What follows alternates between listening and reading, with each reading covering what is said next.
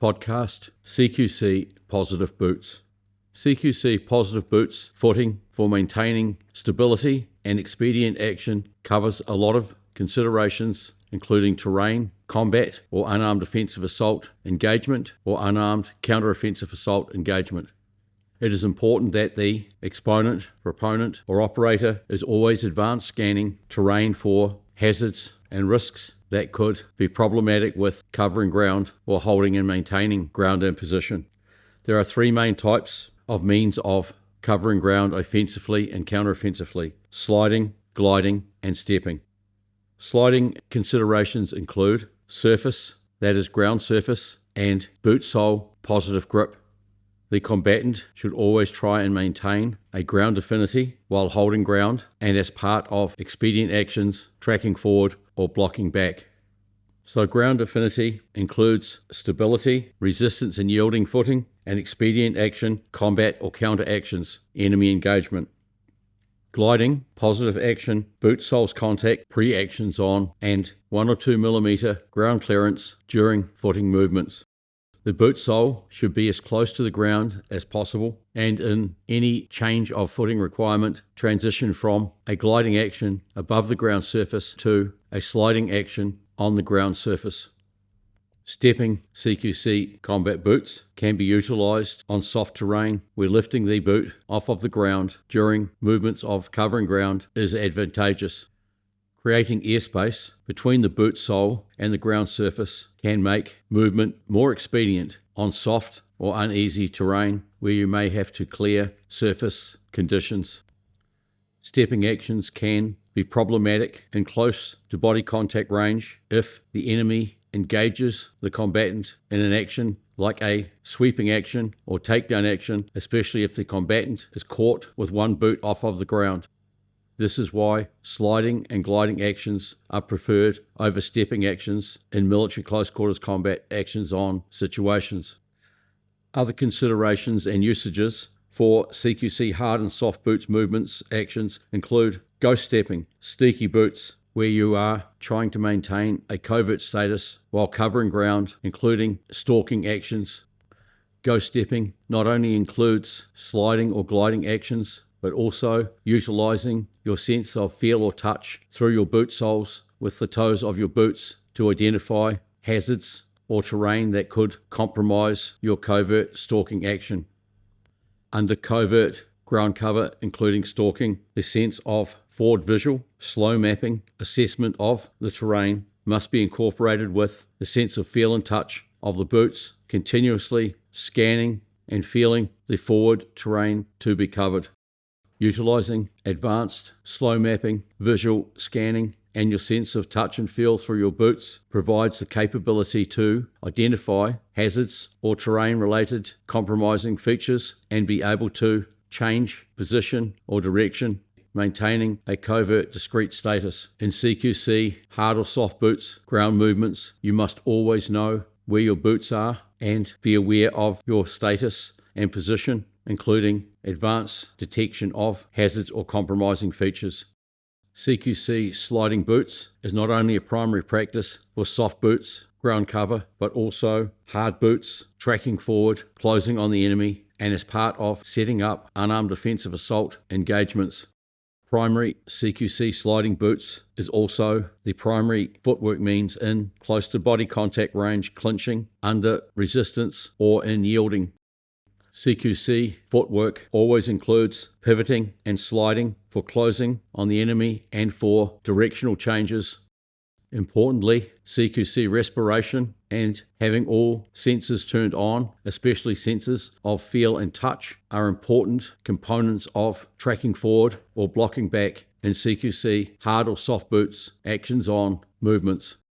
In point-blank body contact clinching, lower quadrant visual scanning is a must to determine enemy initiation of actions. In regard to ground cover distancing, the ground cover range is always around medium and never overextended to the point of compromising continued expedient actions and the maintaining of required CQC stability. The golden rule is the greater the distance needed to be covered, the more sliding, gliding, or stepping actions taken, not extending or increasing the length of the ground cover. Careful visual focus must be maintained under stepping, footwork, closing actions on the enemy. Constant, controlled visual assessment of the enemy actions and setups must be maintained to ensure the combatant does not get caught or contacted with one boot off the ground, compromising their stability.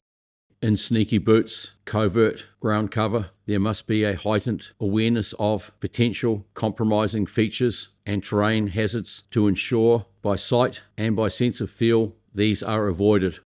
Dual component combat boots covering ground options can be employed, such as lead boot stepping and trailing boot sliding, or lead boot gliding and trailing boot sliding, along with lead boot sliding and trailing boot stepping.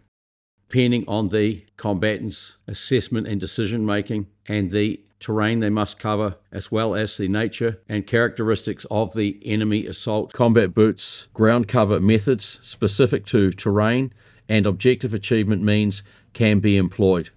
Under unarmed offensive assault actions, initiation and execution, combat boots in the employment of such unarmed threat neutralization can include lead boot combined with a setup action prior to the rear boot being used in, say, a stamp kicking threat neutralization action.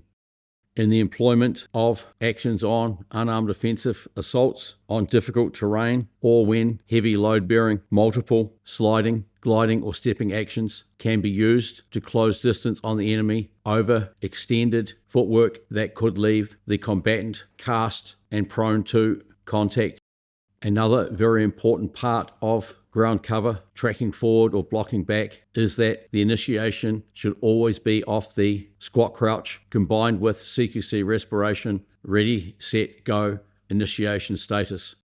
Combining pivoting and sliding actions provides the capability to attack straightforward or angular quadrant targets.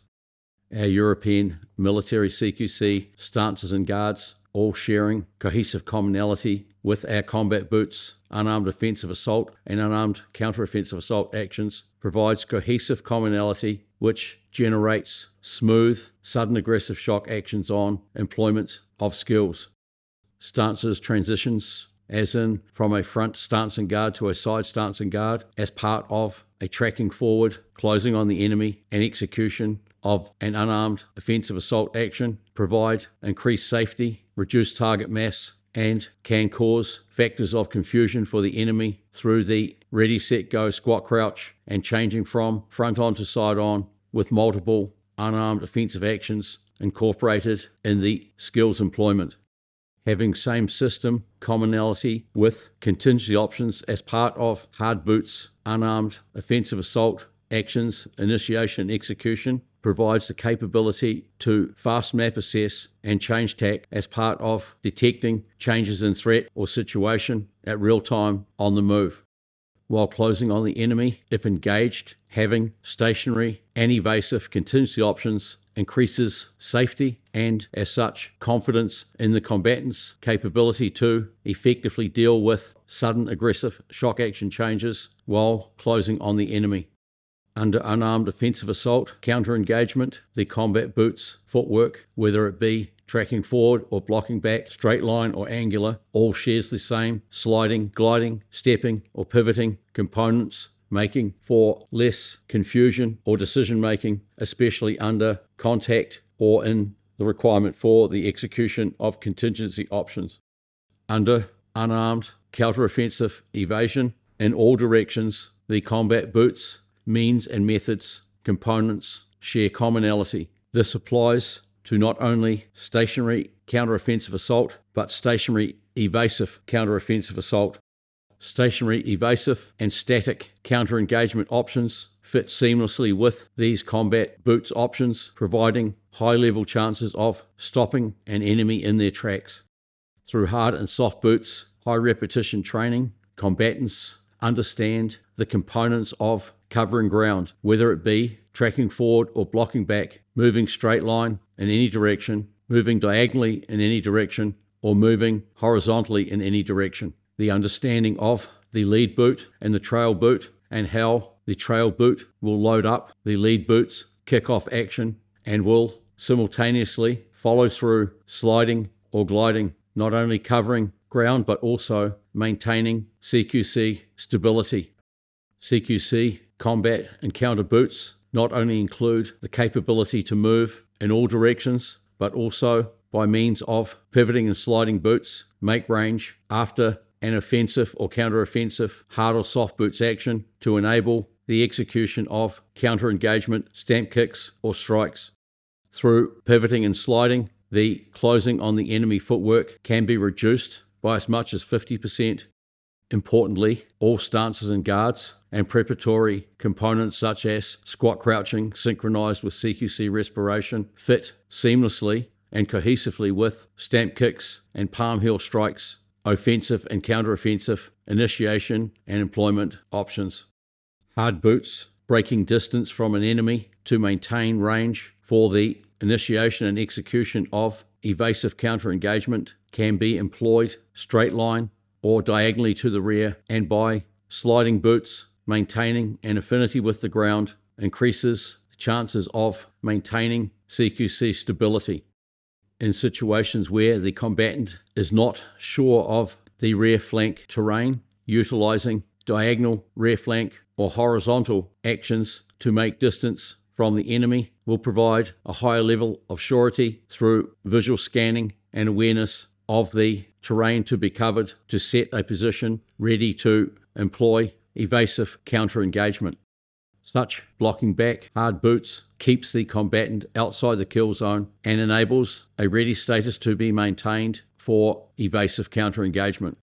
Side or rear shoulder visual assessment as part of making or breaking distance, blocking back or to the side flanks are primary practices in the controlling of outside the kill zone range, setting up of evasive counter-engagement. Under enemy stalking, the combatant utilizing soft boots, sliding or pivoting and sliding footwork to maintain range, and when the enemy comes into the kill zone, the execution of a means of combating the enemy stalking action can be employed to stop the enemy in their tracks. Under point-blank body contact range, clinching, positional changes, both minor or major, can be employed to increase safety or set up combat or counter actions. This positional changing again shares cohesive commonality with all hard or soft combat boots movements by the utilization of pivoting or sliding actions, or pivoting and sliding actions, or sliding and pivoting actions. The same sliding or pivoting and sliding actions can be utilized to widen and deepen the stance to provide higher levels of resistance, maintaining stability, and in the prevention of being decentralized. Having means of preventing being forced in any direction, including being lifted or decentralized, that share cohesive commonality makes decision-making, regardless of the threat specifics, same or similar, and reduces confusion in decision-making under threat. Even under forced or deliberate self-decentralization, the footwork, hard or soft boots, resistance or yielding, sliding or gliding practices remain the same and incorporate high-level safety to ensure major life support systems and vitals do not come in hard contact with the ground surface. By means of cohesive commonality of the initiation and execution, minor and major components with every action, whether it be combat, offensive actions, or counter-engagement actions, develops stability, expedient action, and as such, confidence in engaging or counter-engaging through evasive or stationary counter-engagement actions. Everything must be synchronized. The squat crouch ready, set, go, the loaded trailing boot, the lead, sliding, gliding or stepping boot, the trailing boots, recovery, sliding action, and the loading and employing of the unarmed offensive assault or unarmed counter-offensive assault threat neutralization action. With many of the components being part of our brain to boot, military CQC and military self-defense tactics and skills, they share complete commonality, and through familiarization of practice execution, they become second nature and a cohesive part of the skills option execution. A most important part of effective combat boots are the boots themselves, as in the sole's tread and grip, and knowing exactly how they will respond to hard or soft and different terrain surfaces. While some sneaky boots may be flat-soled and very soft-soled for CQC stamp kicking skills executions, boots with a heel and an arch are very important, so the arch and heel will encapsulate the lower leg below the knee and increase the chances of effective destruction of the kneecap or knee joint ligaments. It is also important that with soft-soled shoes or boots, especially flat-soled, that the combatant understands how in high temperatures and through the composition of the soft sole may be prone to ground contact sticking. Hard-soled boots with good heels and arches should be the priority, but still should enable a sense of touch and feel with the toes to be able to feel changes in terrain or compromising features like broken branches, etc.